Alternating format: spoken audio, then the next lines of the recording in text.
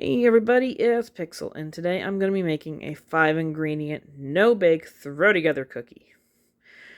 For that I'm going to need 2 cups of marshmallows, a whole package of either white chocolate or vanilla flavored chips like I have, about 2 cups of peanuts, 2 cups of Rice Krispies, and a cup of peanut butter.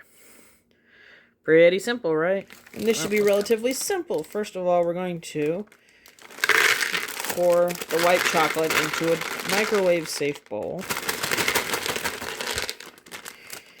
This is going to go into the microwave in short intervals of about 30 seconds each time until it starts totally melting. Once that's melted, I'm going to be incorporating the peanut butter thoroughly into the chocolate. Once those two are mixed together, we'll be pouring in the Rice Krispies. And of course, mixing it. Marshmallows.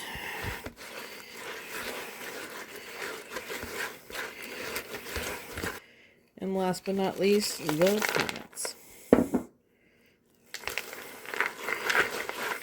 Alright, fun story. I thought I had parchment paper and I don't. But normally we'd be putting parchment paper on our pan. And this is one of my newer non-sticks, so I'm going to pray that it works. But taking about a tablespoon each of these, put it directly on your parchment paper, or in my case, the pan.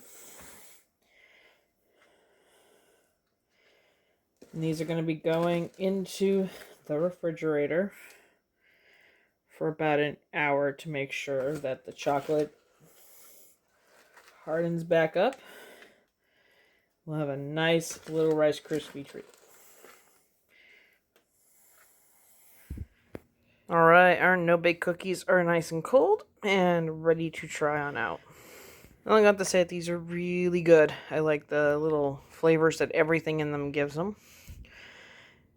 I thought it was going to remind me of a Rice Krispie treat, but it really doesn't.